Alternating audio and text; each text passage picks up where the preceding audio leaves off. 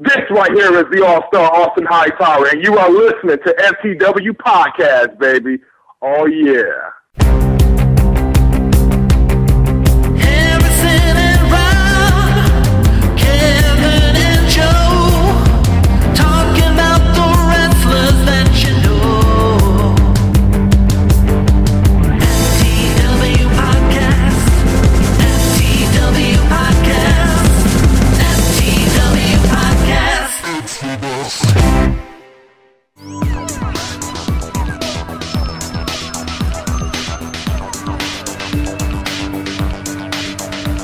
Alright everybody, welcome to episode 84, the FTW Podcast, the wrestling world in all its laughable glory. I am Harrison, and with me as always is Joe. Say hello, Joe. What is up, my bitches? I'm sure you're charmed. I know I am. Rob. Say hello, Rob. Hey. And Kevin. Say hello, Kevin. Happy birthday to my niece Juliet, 6 years old. Love you, Juliet. And speaking of birthdays, happy birthday to Rob. Well, it's belated birthday. Happy 50th, Rob. We are so happy for you, buddy. Oh. Yay! For your birthday, you can take next week off and not have to watch Impact. Thank you. That's our gift to you. Tonight's show is episode number 84 and was recorded on October 18th, 2011, and it's going to be a great show. First thing we're going to talk about, Impact. Rob? It wasn't your birthday. Oh, it wasn't your birthday yet, so you had to watch. Yes, I did. So how was the go home Impact before Bound for Glory? Now that I actually got that one right, because I called last week's match. Coming off of last week's episode, this one kind of felt like a downer. It kind of felt like they were preparing for Bound for Glory, so they didn't really do that much. It was pretty much your standard Impact fare. I mean, there were some decent matches. Sting got his ass kicked so that Hogan and Immortal could throw it all over and give you the impression that they were not going to win when Bound for Glory came around. And generally, that's my big complaint with this Impact is it made everything kind of obvious as to how Bound for Glory was going to play out for me. At least that was my take on it. Okay, so you were not impressed with the Mr. Anderson taking on Scott Steiner in the battle of the polar opposites of Mike ability? I would if it weren't Scott Steiner, man. I mean, the man has no business being anywhere near a wrestling ring, and if they had given him, bad as he is on the mic, if they had given him a mic and put him versus Anderson actually on the mic, that could have made for an entertaining train wreck. But it would have been a train wreck nonetheless. So a train filled with balloons and confetti running into another train filled with balloons and confetti. It's where everybody's drunk and they don't know what's coming. Alright, fair enough. I want to talk about Robert Roode beating Gunner and Jeff Jarrett in the context of what happens at Bound for Glory. We are going to discuss the whole Robert Roode fiasco later on in the show. Matt Morgan and Samoa Joe. For a few weeks now, we were really keen on Samoa Joe getting a decent push. And it seems like, I know we talked about it we didn't talk about it last week. We talked about it 2 weeks ago. It seems like Samoa Joe is getting back to the, almost like, you're the stepping stone for the main event. I mean, do you think this is... Yeah, I disagreed with you the first time you brought that up, but yeah. I'm beginning to see where you were coming from. It looks like Impact's like, okay, Samoa, we let you be the angry Samoan for a little while, but now we need Matt Morgan and Crimson and everybody else to kick your ass so that we can push them. Yeah, exactly. I mean, he's like the he's the gateway now. Thank you. Right. Yeah. Well, no. What's that thing called when you date a girl because you want to get your confidence back up after a breakup? Not a rebound. No, not a rebound. It's like a fat chick. No, it's not a fat chick. Usually, yes, it is a fat chick, but no. It's the easy girl that you get and women do it prostitute. too. No, women do it too. It's the easy girl or guy you get to get your confidence back up before you enter the dating pool again. Anyway, that's Samoa Joe. God, that was a torture metaphor. Anyway, so you're starting to... Okay, do you see a future for Samoa Joe? I mean, because, come on, the guy's been around for a while. He was it for TNA, and our producer's shaking his head. I mean, do you think he's going to be sticking around for long doing this, or do you see him potentially leaving? If he's going to leave, he's going to Ring of Honor. That's what I'm thinking. If TNA, for him to stay in TNA, they need to get him back to where he was during the Bound for Glory series tournament, where he was just being this badass who would just come out and just beat the shit out of you and walk away. Joe's gonna kill you. Yes, that. I mean, he's one of the TNA originals that really gets over with the fans. I mean, that's all you need. That's all you hear when he walks out. Joe's gonna kill you. It was a great gimmick. And it fit him perfectly. Yeah, he was doing great with it. And then all of a sudden... If TNA forces him to be the stepping stool, yeah, I agree with Joe. He's going to say, fuck this, I'm going to go to Ring of Honor. Yeah, I think he'd have a pretty good future there. Unless though, if he's comfortable in that role, like being the benchmark, that everybody is measured to see if they get to go up or stay down longer. That's possible, but usually with somebody in the prime of their career like Joe is now... It's really hard to find somebody who's willing to say, "Okay, I'm willing to risk. I'm willing to waste the prime of my career helping other people get over." That's unfortunate. It's ludicrous for him to do that with I the mean, ability that he has. Right. That is stupid. It's really rare to find somebody who's willing to do that. Do you still feel that Samoa Joe is still in the prime of his career, or is he kind of pulling the AJ Styles and not putting on as many good matches? I feel that he is. Well, first of all, I think he is. I mean, I'll deal with AJ Styles later. Yes, I do think Samoa Joe is still in the prime of his career. I think Fair enough. I think anytime you go up to him and say, "Hey, Joe, we need a great match," he'll give you a great match. Name one in the past month and a half. Name a good match. Not when he attacked somebody, not when he had a great little stint on the mic, or one of those, he comes out and hits somebody with a chair or something. Name a good match that he's had in the past month and a half. Well, I can't do that because TNA has not been giving him those great matches. They haven't come to him and said, "We need a great match," because, exactly. like you said, they're starting to use him in other ways. Exactly. That's the problem. Well, generally speaking, I mean, his matches are still very good. It's just that they don't end well because he loses. It's like we all want him to win and are all disappointed that he keeps losing these matches, but his matches aren't bad. I mean, it's just a stupid ending. It's just written. And he's had some awesome matches. Like even though he basically ended up jobbing to Devon during the BFG series, I mean, the way he jumped over and just out of nowhere put his submission move on Devon. That was pretty epic. And that's one of the things that pissed me off about the match, is that Devon just magically managed to escape that hold. Okay, cool. All right, well, speaking of the Bound for Glory series, why don't we go to Bound for Glory? Why not? Rob, what was the match of the night for you?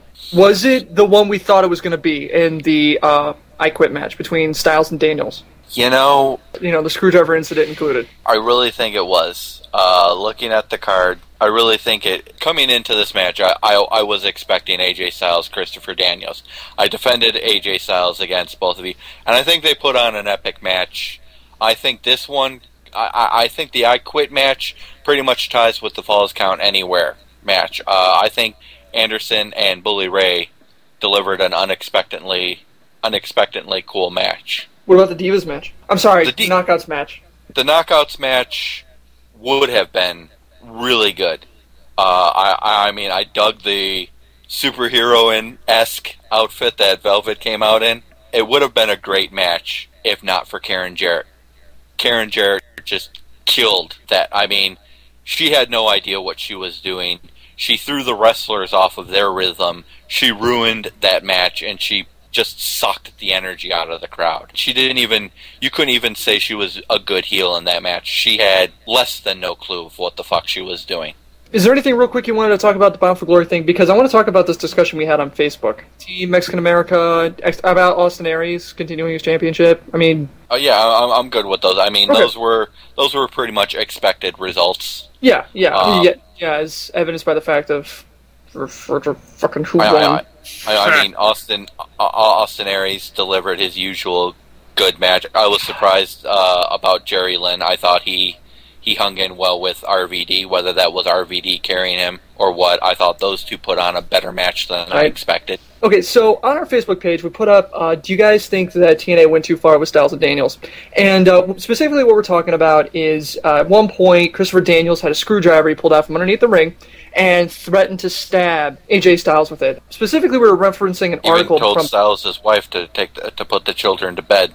Yeah, we're specifically referencing an article on GrappleKingdom.com. You can check it out. It's on our Facebook page. We'll link right to it. It was a really good piece. Got a great discussion going. One thing I brought up is this guy on our Facebook friend of ours, Judas, brought up saying basically asked obvious questions and fair ones. Where was this when Triple H attacked Nash in Hell in a Cell a few weeks back? Remember, he did use a screwdriver. And people just need to kind of study what's happened in the past when it comes to this, like Magnum TA and Tully Blanchard, Triple H and Nash, Dusty Rhodes getting beat up by the Horseman, Terry Funk with the plastic bag. These kind of risque things have happened in the past.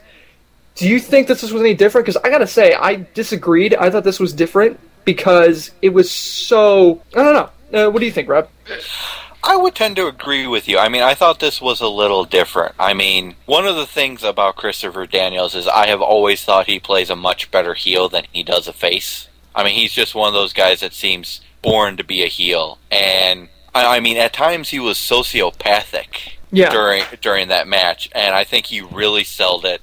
I think it really, really channeled into, like, the ECW-esque the type of things that Philadelphia wrestling fans want to see. So I mean, I can see where people on Facebook would be saying, well, this sort of stuff has been done before, but I think AJ Styles and Christopher Daniels, even if they did repeat something that's been done before, they really took it and made it their own. Okay. Well, I don't think it's necessarily that, that they did it and other people have done something similar. I think why it stood out so much is because we all listed, well, I didn't, but everyone else did, listed this as a potential match of the night. You expected this to be a great match like they've had in years past, and it didn't end up being that way because of how they wrote, this angle. And unfortunately, I think it was how it was used and how it was used to end the match. And I think that's why people are upset with it. That's why I would be upset with it if I liked AJ Styles. I would rather see him, win legitimately than whatever that was. That was stupid. I do want to bring up something that another Facebook friend, Greg, brought up. He brought up Triple H actually attacking with a sledgehammer. And where's the line on that? And he kind of brought up where I was coming from with it, which was... It's not so much the dangerousness of it, it's the fact that Triple H, it doesn't seem like something a normal person would do, so there's that level of safety that you feel, but the way Daniels was doing it, he had this character that was like that unhinged thing where it wasn't like, this is a threat, this is a thing. There was that moment and the suspension of disbelief that, yeah, Daniels could stab him. Plus, AJ Styles is holding him back pretty hard. One slip, that screwdriver's going in. So it isn't like he's shielding the pointy end with his hand. It isn't like there's that, no chair shots to the head type of thing, where it's dangerous, but it's dangerous within a level of comfort, and that level of comfort makes the audience feel okay with it. But this was, I don't know, it went past that line. I will completely echo Harrison's sentiments. Well, and Greg. I think the hardcore matches when we see blood pouring down somebody's face, when we see them getting hit with a trash can, yes, we like it. We know it's gratuitous violence, but there's a line. It's not anything that could possibly be fatal or life-threatening. Right, and it's I think it is, and I actually like the backlash because of that. There has to be a line, and I'm glad the wrestling community has said that was it. Yes. Don't fucking do that. Yeah, excellent point, Kev.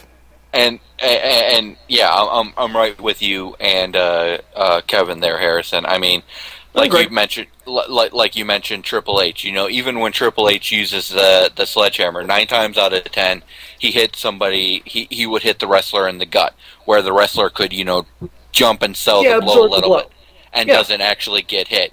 But like you said, looking at Styles and Daniels, one little slip, and that screwdriver's going in. Right. Yeah. It's also the motivation. With Daniels, he basically laid it out that he was going to try to kill AJ, while everyone else, and I could be wrong, but by memory, everyone else was just out to injure the person or end their career or something. But this was more sadistic. Right. Yeah, I mean, you had that bite to it, and then you also had the fact that using a sledgehammer, it's still dull, and Triple H still has his hand over the end of it, so you get the impact. This was stabbing. Right. This is law enforcement bringing CSI. I mean, or Criminal Minds or whatever you want to bring in. I love the purity of Joe. This is stabbing. and like Garvin. It's not a clock with a chair. It's not a concussion that can be hidden. No, this is a wound that is blatant and out there and to his head. Yeah. I mean, and to Garvin's point, I mean, even Bully Ray didn't say he was going to kill Anderson. He said he was going to kill Anderson's career. Daniels really was the only person to take it and make it personal, to say, no, I'm not going to hurt you. Okay. I'm not going to end your career. I'm going to fucking kill you. Right. Okay, so real quick before we move on, do you see any backlash against Daniels for this? Not like heat, but like legitimately from us, the IWC, going, dude, come on. I mean, do you guys see any backlash with that, or do you think this is going to be 2 weeks from now, we won't even remember it, we'll just recall it as that one crazy incident that was weird? It depends on how closely people were paying attention to... You did shout it pretty loudly. I could see there being some backlash. I could see this being one of those instances where, like, your family interest groups are going to say, this went too far, but Spike TV is going to say, well, hey, we showed it on a pay-per-view. We didn't show it on network TV. Yeah. Like, if I see backlash, it's the TNA, it's not the Daniels, because they made the call. Yeah, that's a good point, Rob. And you definitely wouldn't see this in WWE because, I mean, come on. Yeah, they call someone fat in the anti-defamation, or what was it? Was Bullying League or something like that showed up in Controversy? I mean, can you imagine this? I mean, CM Punk holding a screwdriver to Triple H saying, I'm going to fucking kill you. I'm going to effing kill you. No, he should hold an ice cream bar to him and fucking kill him. Oh, that'd be sweet death. Cholesterol. All right, moving on. Okay, last thing before we move on, we got to talk about it. Sting versus Hogan, the retirement Thunder Down Under. How bad was it? The match itself was god-awful because, Hogan couldn't take a bump and everything like that. But all of that being said, when Hogan turned face, I still marked out like you wouldn't believe. Really? I did. I mean, I weep for you, Rob. I weep for you. I gotta be honest, though. I'm kind of with Rob on that. I mean, I still remember when Hogan turned heel. That's a defining moment in my wrestling fandom. It was, and to see him turn back to being the good guy, that that little kid in me, that little Hulkamaniac fan, came out like, yes. You want to hate him. It was awesome. He's like that uncle that you just, you want to hate the uncle, but then he shows up with, the little, whatever the hell kids are into now, Pikachu doll. All right, you guys are all fucking wrong. No, we're not, Kevin. Shut up. Yes, you are. He's ruined it all since then. I completely disagree. We'll get to that in a minute. We're talking about the match, not the asshole he is behind the scenes. Doesn't matter. Yeah, we're going to get to that later. Okay, so Bound for Glory, good show or no? It was interesting. I mean, let's call it like it is. I actually thought it was. I would argue that Slammiversary should be TNA's WrestleMania, but they really tried to push Bound for Glory as their WrestleMania, and I thought this was a pretty damn good show. I mean, does it compete with, the WWE's WrestleMania? Fuck no. But I was very pleased by the show. But the problem is that this was built up as TNA's biggest pay-per-view, their pay-per-view of the year, and that in itself fell completely short. All right, Donna Downer. Well, this is one show I have to completely agree with the IWC. Everyone else on Twitter seemed to just despise this show. You had, I agree with you, Rob. Anderson and Ray was a great match. Kendrick Canaries was the match that we expected it to be. Awesome opening, but the rest of the show sucked. It was not a big pay-per-view. I disagree. I thought it was a great pay-per-view. I thought there were a lot of good matches on there. So the IWC can bite it. Fight. Stab him with a screwdriver, Rob. And predictions for Bound for Glory. The winner, Rob. Let's just move on. Fuck you, Harris. Fair enough. How many did he get right? Damn near all of them. I think he only missed one. I missed. Nice job, Rob. The only match I missed was Angle Rude. Well, yeah, that was the one that we all missed. Yeah. Yeah, that was the only one he missed, was Angle Roode. So that brings him up to 5. Behind Joe and I with 6. Kevin has 3. And way in the back is Garvin with 1. Garvin likes it in the back. Hey, these are golf scores, right? Yeah, it's golf scores. Yeah, that's exactly it. With that, let's move on to SmackDown. Oh, smacketh the downeth the down. SmackDown, surprised me. I mean, they opened up with a 41-man battle royal. The biggest battle royal that there was. With the winner getting a title shot at either the world title or the WWE title. Who wins? Oh, Randy Orton. Who's the last guy eliminated? Jinder fucking Mahal. Really? So you knew when it's just Jinder and Orton in the ring, Jinder ain't getting shit. If Except Jinder wins Barry. the match, there's a riot. I did note something very interesting later on in the show, that Kevin finally got what he wanted. Kofi Kingston's partner, Zack Ryder, comes out to woo woo woo, you know it. Then the music hit. Thank you. Boom. I guess it would have been just woo, woo, woo, and then pause for 3 seconds wherever it says you know it, but I'm willing to overlook that. I mean, you're pretty much there. I mean, the only thing you could do to get more crowd reaction is, oh, you didn't know? But obviously he's not going to do that. Nobody would do that. Randy Orton later on in the show in the main event beats Mark Henry by DQ after Cody Rhodes interferes, throwing more fuel on the fire between Cody Rhodes and Randy Orton, and I really hope Cody Rhodes comes out on top. At least give him a 2 to 3 pay-per-view run. No, they probably won't. They'll probably end this thing at Survivor Series, but I really like Cody Rhodes as like the top heel on SmackDown right now. I agree. Behind Mark Henry. His interviews, his promos have been great. I agree. Mark it, October 18th, 2011. I'm starting to worship at the altar of Cody Rhodes. This guy. Yes! I was the last holdout. I'll be honest on this show, man. I was the last holdout. I didn't want to. I really didn't want to, but god damn, he's good. Yeah, he's really turned the corner on it. It's great to see. So Sin Cara Azul is supposed to fight Justin Gabriel, but Sin Cara Negro comes and attacks Blue Sin Cara, steals his mask, then goes out to the ring and wins the match. I'm learning so much Spanish because of this show. Yeah. You should watch Lucha Libre USA. No. We're not going to talk about that. We're done. All right, here's our entire Lucha Libre USA coverage. Shane Helms was there. Okay. Moving on. So, Beth Phoenix beat Kelly, thank God.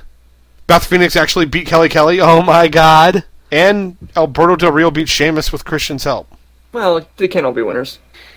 Yeah. Christian hits 2 spears. What happened to hitting 3 finishing? It's either 1 or 3. Why 2? Why is there 2 finishing moves being hit, and that's considered over? I don't know. Change of gear. I remember the good old days when a finishing move was a finishing move. When it would actually finish the match. Yeah. But I mean, they don't call them if that we get into anymore, do they? They call them signature moves. Yeah. So, I mean, that was pretty much SmackDown. I think it was a solid show for SmackDown, especially heading toward the pay-per-view. Fantastic. Oh, that's great. All right, let's move on to Raw. Johnny Ace, the generic white guy you can pick up at Walmart for 6 packs of $3.95. Started off on Raw. Why don't you take it from there, Kev? Yeah, Raw was a. If I'm grading Raw, it's a C, and it should have been like a B or a B+, and here's why. The crowd. Unbelievable!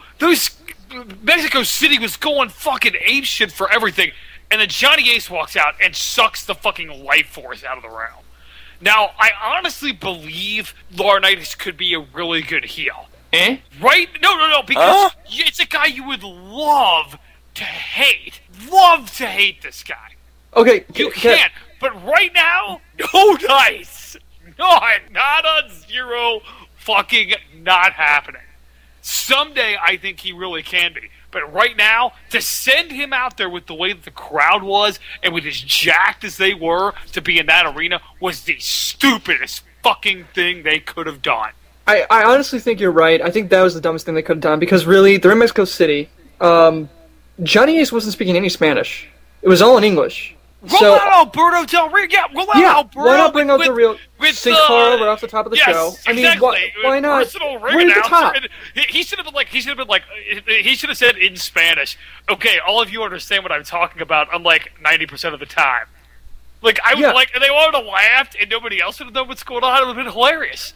But, I mean, he could have dragged out Del Rio's ring announcer and made some really, here's a guy doing Spanish, blah, blah, blah, blah, blah. And just some kind of crude joke, like, well, if you guys are all here, who's mowing lawns? Or something like that. Right. Steel Pop doing that. That's Harrison at the FTWpodcast.com. But Steel Pop that works with the character. No, this is where, I mean, Kevin's right. I think WWE's once again dropping the ball where they could have done a totally Spanish language targeted show to really get the crowd behind them and really hook the Latino audience that they're obviously trying to drive for. I mean, we said they dropped the ball or at least I said they dropped the ball when they didn't do more with the 7-man Raw until Vince came out and fired Triple H. Yeah. Where they could have really pushed that, sacrifice a bit of the show to really push the storyline and make it that much better. They could have done something like that here, and they just dropped the ball on it too. Other giant problem with the show, you have the main event be Cena and JR versus Alberto Del Rio and Cole. I don't want to see Cole in a main event in life ever. JR was okay. But come on, that's really what you want to do with the main event. You can't just cater it to a Mexican audience. So this is what dragged down what should have been a very good Raw. Otherwise, Dolph Ziggler's promo was insane. I mean, fucking money. I mean, he's like throwing out, you want to see these ads, 6-pack. I mean, just absolutely money the entire time. And it gets overshadowed by this crap. I'm so disappointed that that's what I have to focus on. Mark Henry tosses John Morrison in the air, catches him, and goes into a World's Strongest Slam. Yeah, I was in awe of what I saw there, and I have to focus on this crap. So, I mean, look at, it should have been a B+, A- show, and they fucked it up. So, as much as I've championed the WWE lately, and I still want to level as Will, that was really, really bad. I'm speechless, man. I mean, that's why you're on the show. Jesus. Okay, so JR had a little shoe promo on Twitter where he kind of echoed a lot of those comments, saying that they really dropped the ball as far as not having Spanish. When was the last time they were in Mexico City? It wasn't last year, was it? It was the first time ever. They said the beginning of the broadcast. Was? They said this was the beginning of the broadcast. The first time they were ever in Mexico City. I thought for Raw, yeah. It was Raw. Okay, you might be right there. Maybe because I could have sworn they were in there a couple years ago. I mean, you saw the wrestlers come out. They're smiling. CM Punk was out smiling, I mean, you could see how excited they were to be there. Yeah, and you were right. The crowd was just crazy in love with them. So JR had a couple of basically had a CM-esque shoot promo on Twitter. CM-esque, I like that. CM-esque shoot promo. Basically, he basically shits on two things. He shits on Cole being the voice of Raw, and because he doesn't feel that play-by-play is dead on the WWE, and he thinks that's a mistake. The other thing is he kind of craps on, like we were saying, the lack of Spanish in Mexico City. What do you guys think about the lack of play-by-play? I mean, I really haven't seen you. He's right. I mean, basically Cole and Lawler, all they do is push storylines. See, I think that I think there's a lot of truth to that. I mean, we've talked for ages about Taz and Cole being one of the worst announced tandems, if not the most, if not the absolute worst tandem in wrestling. And I think that's a big reason why, is after a while they get off topic. I think wrestling commentating is much better when you have holds, when you have them actually call in the play-by-play. Mm-hmm. That's what made JR and the King such a great team, is you had King being the goof, but you had JR there telling you exactly what was happening. Oh, a hammerlock. Oh, and from the hammerlock he goes right into a side headlock. Ooh, side headlock to the takedown. I mean, but that's something. I mean, that's something they're trying to push away from because they're trying to they want you involved in the storyline, and the action is at that point is almost second fiddle, and that's one of the reasons. Like my fiance has a big issue with, is that when she wants to watch just the wrestling if she's watching. She doesn't care about the storylines. She doesn't give a damn about that stuff. And see, I think you're right on the mark there, Joe. I mean, they are trying to move away from it, but I agree with JR. I think that's the problem. Announcers should announce. Let other people tell the story. Well, I think it would be better if the announcers told the story of the people that were in the ring, not just their own story. Cole and JR, that's the big issue, is that they're always constantly fighting between the two of them, not what's going on in the ring, or at least what's going on in the lives of the people that are in the ring. I think that's where it gets lost. Right, or, I tune in to Raw and I'm watching a match and I hear Cole tell me why he likes this wrestler and the overarching storyline. Well, I know the overarching storyline. Call the action in the ring, man. Oh, wait.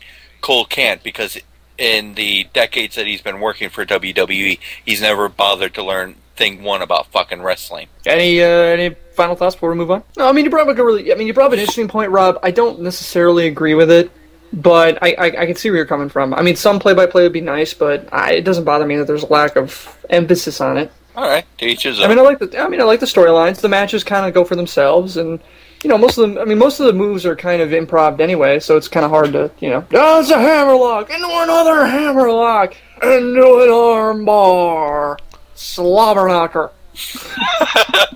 And the story here is Vintage Undertaker. Vintage Undertaker. Oh, I missed that. All right, so who is ready for a little red meat with their podcast? Some grade A choice TNA controversy involving one Terry Hogan.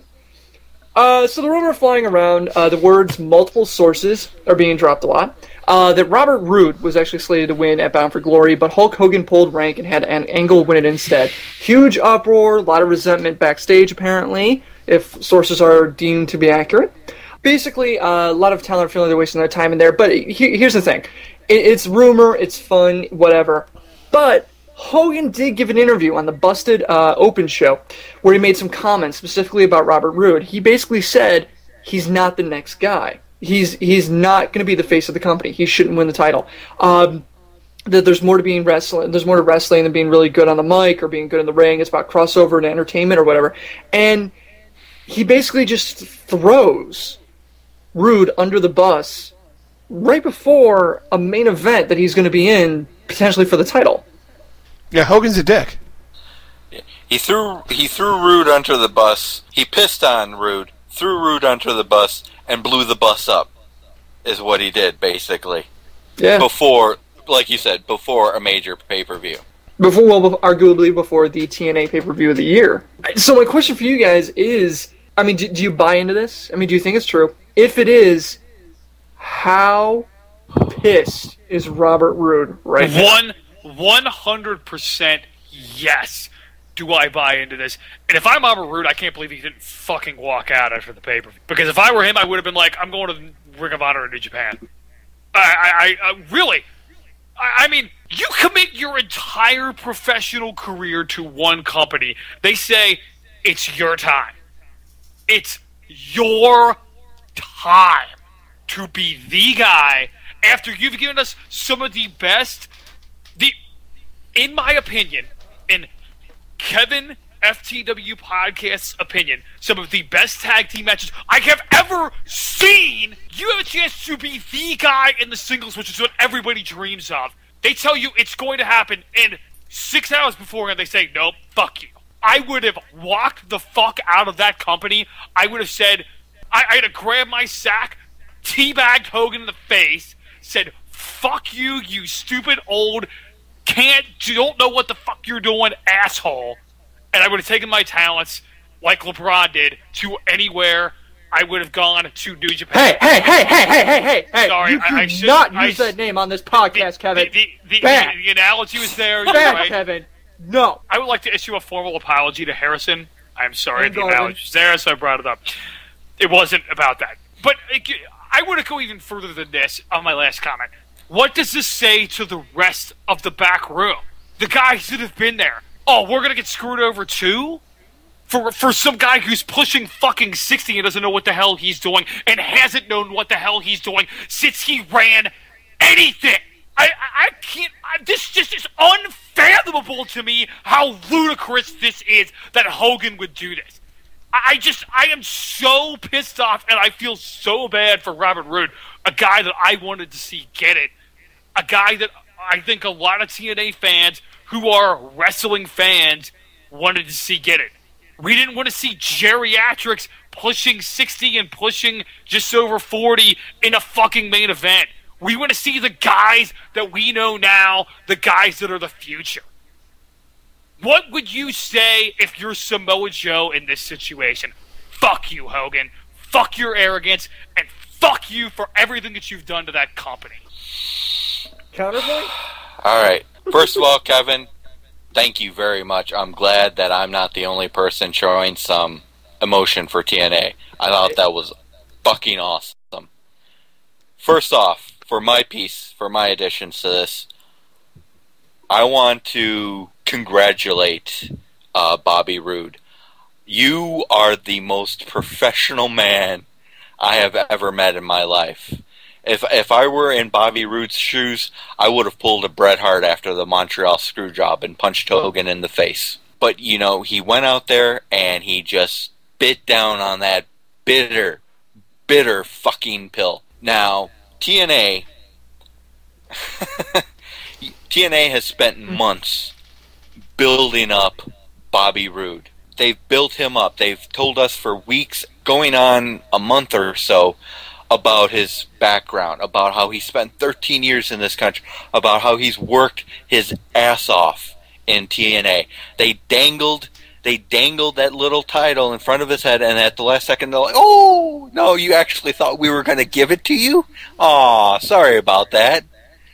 I mean, first and foremost, they've fucking killed Bobby Roode as a legitimate singles competitor.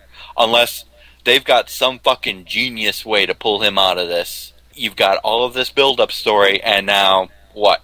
Hogan pisses on him and laughs all the way to the bank. When Hogan and Bischoff came to TNA, we were told that these guys were experts, that they knew what they were doing. Hogan was marketed as the guy who taught Vince McMahon everything he knew. Every fucking decision they have made has made TNA worse. Now, Hogan's got another contract where he's looking at getting $2 million for another 2 years.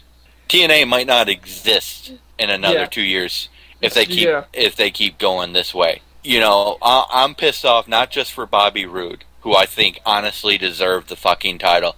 I'm pissed off for every one of the TNA originals, for all of the young guys back in the locker room who are looking at this and say, oh, if I don't kiss Hogan's ass, if Hogan and Bischoff don't like me, I'm never going to get ahead in this company.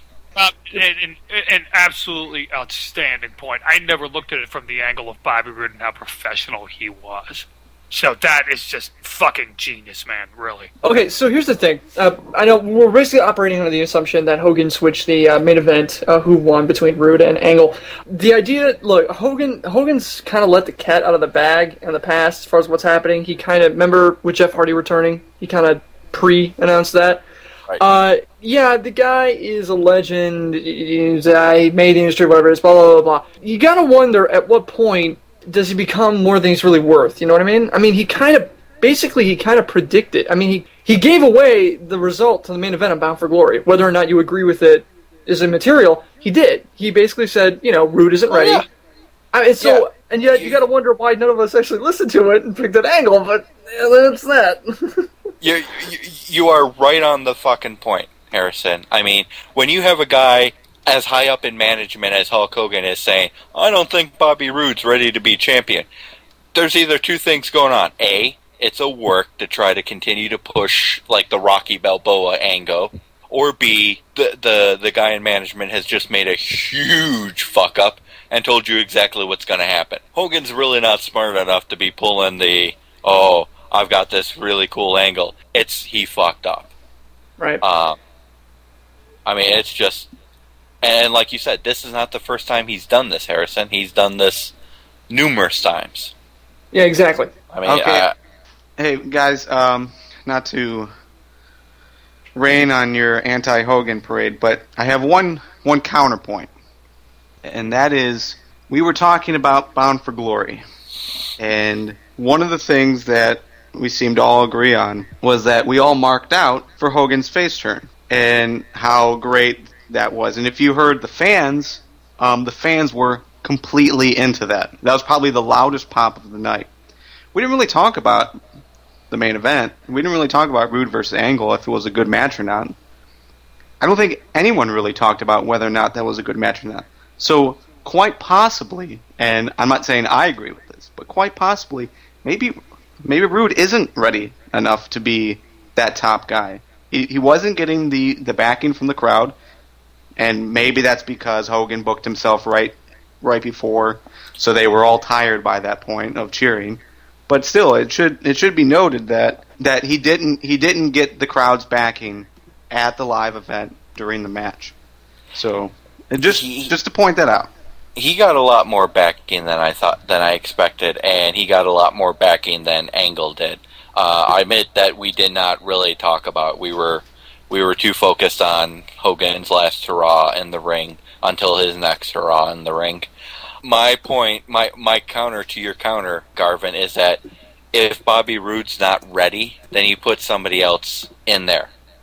When you put Bobby Roode through this ringer of having him win the Bound for Glory tournament against all odds, when you have him run the Fortune Gauntlet, when you have all of these highlights about his family and the 13 years of his life that he spent on this business, and you have all of these guys saying, he's ready. When you put that kind of push behind somebody, you have to give them the belt. Whether you decide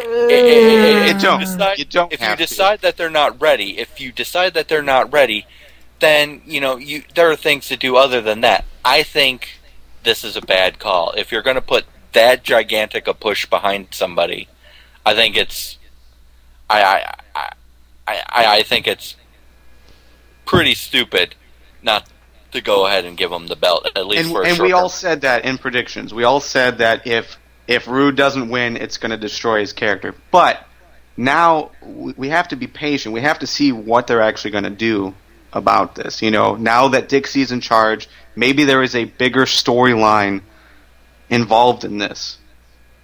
No, that's entirely true, Garth. But the problem I have with it is that in TNA, video package built up, building a character. Hogan does an interview shitting on that character. The match happens. That's a problem. Yeah, I mean, that's a problem.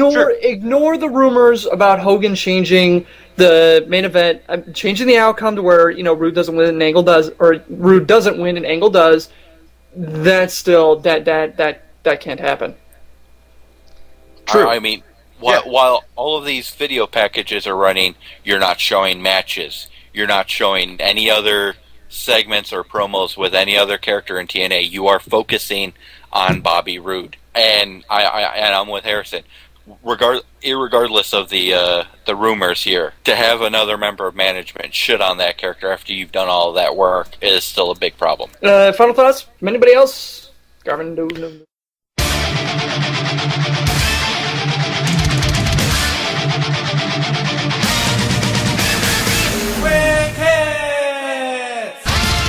Alright, from the brain of Twitter user StylesClash10. Hey, I got that one right. Possibility of creating a new heel stable of Samoa Joe, Christopher Daniels, and another who would be underappreciated. Thoughts on this being a possibility and maybe even a decent idea in the realm of TNA? Kevin. Decent idea, absolutely. I love it. Possibility, I hope so. Particularly with Immortal breaking up, I'd say that they could need another stable. It would be a great idea to give them a really big push for guys that are extremely talented. So I hope they do it. Whether or not they do, let me go ahead and roll the dice and see what the fuck comes up there. But good idea, yes. Okay, Joe. I think this would be badass. This is almost be like a TNA Originals, just aggression. I think this could be badass. Do it. This could help save your company. Help save your company. Rob. Yeah. I agree with Joe and Kevin. This is a great idea. It needs to be done. And I'm going to go out on a limb, and I'm going to predict that the third member would be Kid Cash. So, yeah, I mean, by all accounts, yeah, go ahead and do this. I'm going to throw that Kid Cash out the window and bring up a name, AJ Styles. No. And I'm going to say three other things. For the win. He was awesome as a heel. Anyway, great idea. Possibility? Hell no. They're never going to do this. It seems like every other week we're talking about the underappreciated wrestlers forming a stable. I mean, last week we were talking about, no, it was 2 weeks ago. We were talking about a bunch of guys in WWE doing this. It's not going to happen, but it'd be awesome if it did, but it's not going to happen. All right, producer basically saying, okay, our producer brought up a really good point. You know, tries to kill him with a screwdriver and then deals with him 2 weeks later. Crazier things have happened, but yeah, there you go. All right, so moving on. Gail Kim is basically going to return to TNA since she was released from WWE. For a few points. First, she was the first ever TNA Knockouts champ, which I did not know, actually. And second, she's actually quoted as saying, I always felt like I would return there one day to end my career. Or basically to finish up her career. Gail Kim returning. Thoughts on this? Joe? Gail Kim returning? Good for her. TNA might need a spark of her in the Knockouts division. Maybe. They seem to be running in circles, so maybe not utilizing Gail Kim could be a good step in the right direction. I mean, they're just going to copy whatever WWE does anyway, so. Congrats on her. Find another TNA job. Boom. Okay, Kev? I think this is a good thing for TNA, and I think this is a good thing for Gail Kim. They have a clearly better women's division, even though it is worse than what it used to be, but it is still clearly better than what the WWE has. The WWE has done a better job lately, but TNA still has a better division. I think this is a good idea. I agree with Joe. I think it would inject some energy, and I hope Gail Kim all the best because she's a hell of a wrestler, so I want to see her succeed.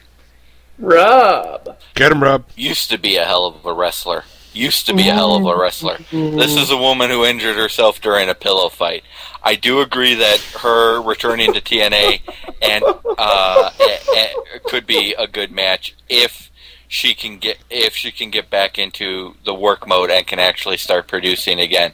Otherwise, she's fucking worthless. I'm gonna be honest. I was 100% behind Joe and Kevin, but Rob, damn, dude, you brought up a really good point. Yeah, she did injure herself in a pillow fight. She was really good. WWE, she kind of languished a while. Let's see what happens. All right, time for vengeance predictions. First match is the speculation: Sin Cara versus Sin Cara. This was actually a dark match when they were in Mexico for Raw. So.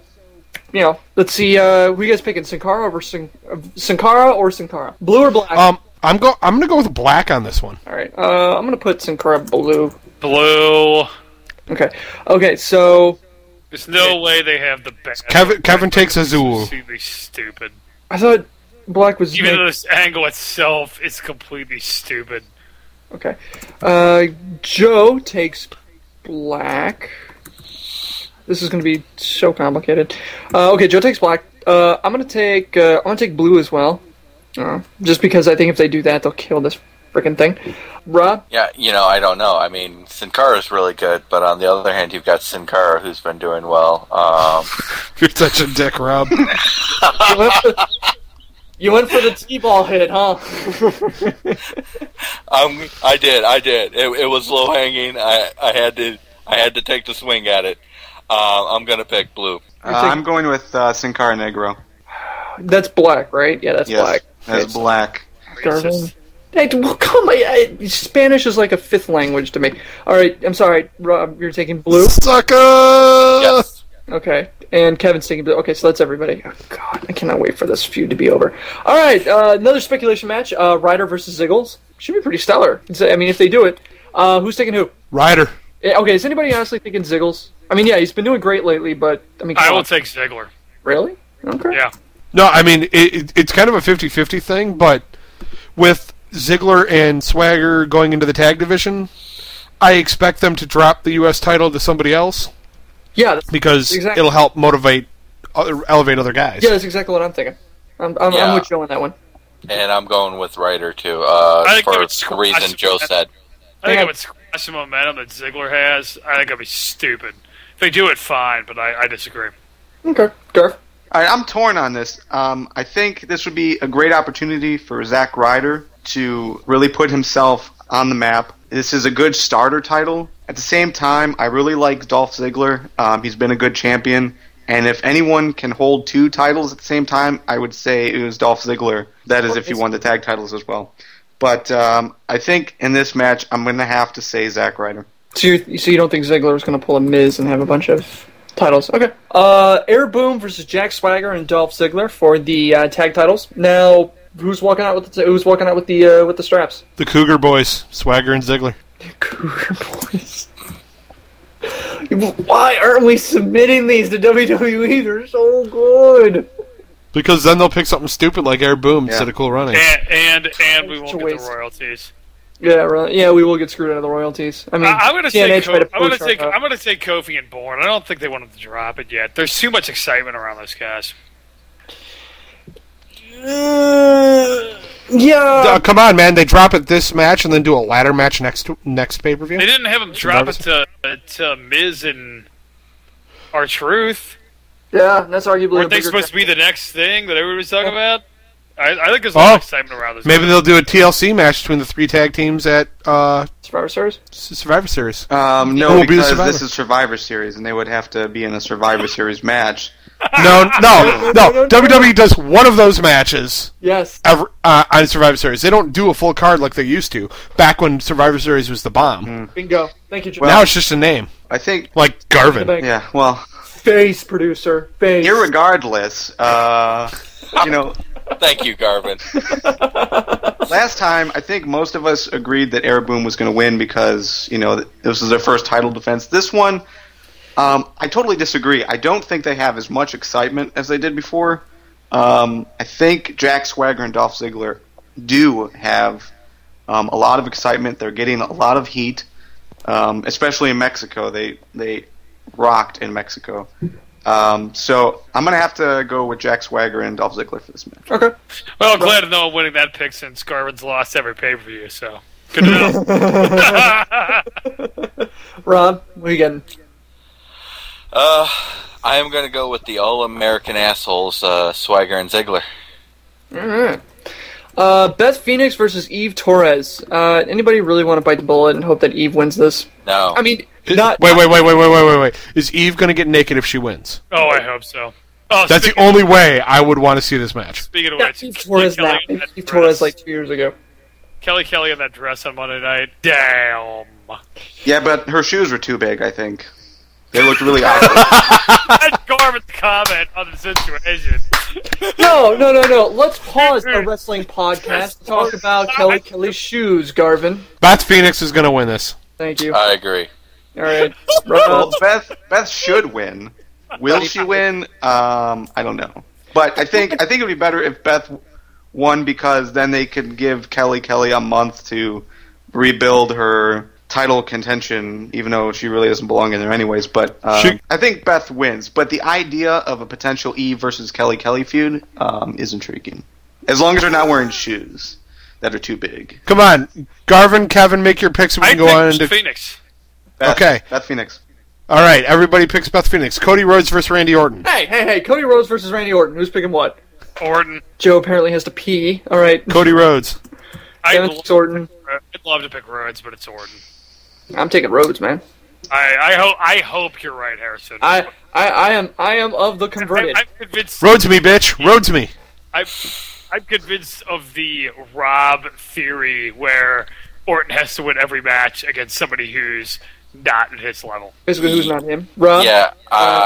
I really want to vote for Cody Rhodes on this, but I'm sure Randy Orton has a contract clause. He can't be more than 6 feet away from the title at any time. So that was if the IC title was on the line, I would say Rhodes would win. But since it's not on the line, Rhodes has basically gotten over on Orton every single show. What? It's not on the line? No. Why would Orton be going for the IC title? He just competed for the world title. Oh, right. Because WWE says that Orton needs to have a title at all times? No. Since Rhodes has basically gotten over on Orton just about every show the last month, I'm going to have to go with Orton. Okay. CM Punk and Triple H versus R-Truth and The Miz. Who's taking who? I'm going to take CM Punk and Triple H. I will take them as well. I'm a huge CM Punk fan. Kevin's a huge Triple H fan. Yeah, it works out well. Yeah, those kind of. You know what? I'm gonna go with Miz and R-Truth. Thank you. Oh fuck! You picked them. I got to switch. No, I'm kidding. Garvin, who are you picking? Trips and Punk or? Yeah, I'm gonna go with Triple H and CM Punk with the bonus point of they would win by DQ because I see Kevin Nash getting involved because we haven't seen him since last. Oh yeah, that's a good point. Yeah, we haven't seen him since then. Del Rio versus John Cena in what will probably be the most predictable match of the night. Anybody really think Del Rio's still gonna? Well, wait. How many more pay-per-views do we have until WrestleMania? We got 5. So do we think Cena can win the title again within 5 months? Yeah, I'm saying Alberto Del Rio wins this one. I agree. Really? Okay. I agree. Yeah, I mean, if they're going to... That way he doesn't have it on himself at Survivor Series, so he can be in the 5-on-5 match without them thinking they're losing out on some huge match. Oh, good point. Yeah, Del Rio can defend it. Kevin, you're taking Del Rio. Yes. Joe, Rob, Garvin? I'm going with Del Rio. Okay, so Garvin's taking Del Rio. Rob? I know what you're thinking, right? You're thinking because Del Rio he won the Royal Rumble. That went nowhere. I mean, it's like Del Rio gets these opportunities and they don't do anything with them. Like, that's what I'm wondering. So I can't see him retaining against Cena, but Joe brings up a really good point. It's partially what you said, Harrison, and it's partially that Cena's contract is even more restrictive than Orton. Cena has to have the title at all times. Chained to his fucking wrist. Fuck it, I'm going to go with Cena. Oh, you're going to be the lone holdout against taking Cena. I can't believe I just said that we're going to have the lone holdout that Cena's going to win. All right, Mark Henry versus Big Show. I got to be honest, I know a lot of people are going to crap on this. I think this is going to be a really good match. I've made that speculation before. Like, I'm looking forward to it. But it's got the potential of being really bad. I know, right? It's going to be either awesome or it's going to be terrible. It's not going to be in the middle. There's no way they can middle it. Yeah, I don't think they make the same mistake they did last time. I think they let these guys throw their weight around. I take Henry. I don't think there's any way Big Show wins. It all depends on what shape Big Show's in when he comes back, but I am also going to pick Mark Henry. All right, so Rob takes Henry, Kevin takes Henry. I want Henry to retain. I don't predict I want Henry to retain. Joe? I'm going to say Mark Henry because they're probably going to line up. They're either going to be bringing back Kane, Taker, or lining up Mason Ryan to go against Henry. Oh, no, wait, Sheamus. Duh. No, yeah, Henry wins. Okay. Garvin? I think if anyone got involved in the match, is that what you're saying, Joe? If someone got involved? No, for the next feud. Oh. So who do you... I think it's going to... I think it's going to have to be Mark Henry who wins because it's going to be heel versus face. Right, and you also have Orton probably will try to get another shot at some point soon. He's turning into a little Christian, isn't he? Yeah, he is. Yeah. Well, but he's earning his shot, at least. Hey, Christian paid his dues. Yeah, he had to go work at TNA. I'm going to go with Mark Henry as well. I don't like Big Show with the title at this point. I really hope that this... I know this isn't going to be the last match of the night, but I really hope it is because I'd love to see the ring actually fall apart from these two fighting. Like, actually see the rope. Because I'm trying to remember who it was that did it last time where the ropes actually broke. It was Big Show and somebody else. Brock Lesnar. Was it Lesnar? No, it wasn't Lesnar. Yeah, it was. Lesnar suplex Show, and they hit the ring. Lesnar hit a superplex on Big Show, and the fucking ring exploded. Yeah, I want that again. I want that. That was really, really good, because it really drove the match. But anyway, so Vengeance should be a pretty good show. All right, you guys ready for Winfail? Winfail! Women wrestlers aren't getting paid? Why do you do a job? Here is your win.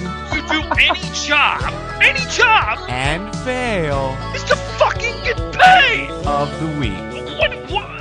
All right, everybody, it's time for Win Fail. Wins of the week. Let's just start them right down the line. Joe, your win of the week. My win of the week is the woo woo woo of Zack Ryder and his theme song. Beat Kevin to it. All right.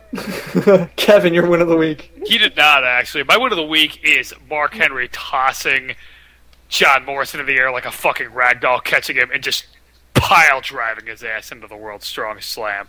I mean, okay, I have an analogy that I want to... The Mark Henry, push that they've done, to me, is like an analogy of, like you're a 16-year-old and your dad had, a 67 Shelby GT, in the garage. And it's like, no. And then you turned, 28, and he was like, okay, there's the keys. And what would you do? You fucking run with it. And that's all Henry's done. They gave him the keys to the fucking castle, and he owned it. So I will never remember Mark Henry as the jobber that he was for the rest of his career. I remember the one push they actually gave him and fucking owned. Okay, cool. Rob, your win of the week. My win of the week has to go to the big face swerve from Hulk Hogan. Like I said, I marked out for that. The little kid who was a big Hawk fan inside me came out, and oh my God, did I lose it. That was great to see. It really was. Well, my win of the week is Mason Ryan. It's time for us to stop comparing him to Batista, because to me, Mason Ryan turned a corner. He was good on the mic, he was good in the ring, and he really showed some good emotion, which is a lot of things that we cannot say about Batista. Good call. And I think rants on Batista are well known. More, Garvin. I think the face turn really helped him. I couldn't agree more. My win, our fans on Twitter and Facebook, I gotta be honest, when I look at a lot of the other wrestling podcasts and what they do, it's very one-sided. It's, two or three guys on a mic, kind of like, I think this was crap, that kind of thing. And you guys really help us have a lot of fun with this, and I do want to thank you for that. So my win is you guys on Facebook and Twitter, because you're supplying a lot of really good commentary on it. When Garvin posted on Facebook about the screwdriver incident at Bound for Glory, I honestly didn't think that would go anywhere, and it got into a really, really good, deep discussion about pro wrestling as entertainment and what it means for us as fans, which is when Joe and I had started doing this podcast, is really what we were looking to do. And it's so great to see that come to fruition. Yes, a year and a half later, fine, I'm not bitter, but still, I'm happy to see it happen at all. All right, fails of the week. Go. Joe, your fail of the week. My fail of the week is Ring of Honor for not being in my market. I want to watch. I want to watch. There's outlet malls nearby. Detroit, it's not that far, I agree. But you live in Detroit, which is a major metropolitan area. But it's you have barren. A minor league baseball team, Joe. No, you do. No, not I have Ring of Honor. But what about the miles and miles of barren Detroit? Does that count? Do you have more than one elementary school? No, you do not get Bound for Glory. I'm sorry, you do not get Ring of Honor. Anyway, is your city's graduating high school class larger than 1,000? You do not get Ring of Honor. Larger than 5. You do not get Ring of Honor. I've had too many Oktoberfests. All right, Kevin, your fail of the week. I'm so glad. My fail is the Roode situation. I know it's piling on, but that's fucking ludicrous. It's a slap in the face to every guy who has been a part of that company. It's a slap in the face to Robert Roode. And Rob said it best. That's the utmost professionalism I have ever seen in the history of the wrestling business. Rob, you couldn't have called it better. So thank you for bringing that up for an angle that I never thought of. And kudos to Robert Roode. But it's a slap in the face, and that's so fucking bad. Rob, your fail of the week. My fail of the week is same thing Kevin was talking about. Hulk Hogan. God, I almost sounded like Warrior there. Hulk Hogan! Congratulations, man. You pissed on a wrestler who's worked his ass off for 13 years to get the one fucking title shot that, was just taken from him. I seriously hope TNA, as a company, plans to fix that. So, even though I gave you my win for your performance at Bound for Glory, fuck you, Hulk Hogan. I love it. Rob is such a complex guy. He can give the same person as his win and fail. I can, damn it. Not only same person, but same person's actions on the same show. not actions. My win was for his actions on Bound for Glory where he turned face. My fail was for the behind the scenes stuff. Yeah. Garvin, your fail of the week. Although I agree with Kevin about how awesome Raw was because of the live crowd, how they were really into it, and that it sucks that they were doing the English segments. The other thing that really aggravated me about Raw was that they were also piping in English crowd noises, such as Orton's 10 count. Okay, if you're in Mexico City, they don't count to 10 in English. They count to 10 in Spanish. Oh my god, you're right. The Let's Go Cena sucks chants, again, in English, that's obvious. Wow. Dissecting video. I think I have a new win of the week. My win goes to Garvin for his tail. Wow, I didn't even notice that. I feel like such an idiot. My fail is Johnny Ace. Look, yeah, it'd be great heel and everything. The guy is so white bread. He is so bulk bin at Walmart. I mean, it's like, if you took a picture of him down to those Occupy Wall Street protesters, they would shoot you thinking he was the guy who organized the whole 1% thing. He is so... It's like if he talked with that mumsy, we have to go to the butler. I mean, if he talks like that, he gets dirty himself. He's one step away from being, generic white guy number 4 from the Hamptons. Generic white guy number 4. Grow a goddamn goatee or something. Why? Then he grow a long mustache so he can twirl it? He blends into a crowd of himself.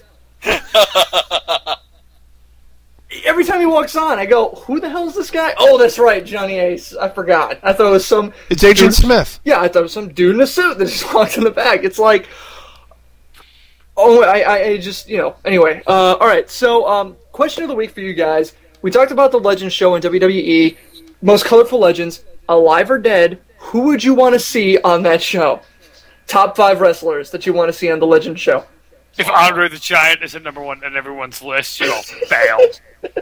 Oh, man, I totally forgot about Andre. I was going to, Top 5. Top 5. We're going to put it on Facebook. I want to see everyone's lists. All right, as always, you can hit us up on Facebook.com / FTW Podcast, Twitter.com / FTW Podcast. We live tweet every show except for the indie ones. Email us questions at theftwpodcast.com, and you can always call us at 313-444-FTW4. That's 313-444-3894 if you want to get on the show. And, who's ready to make up their list? Man, Andre the Giant. This guy can't wait. Andre the Giant. I am making my list.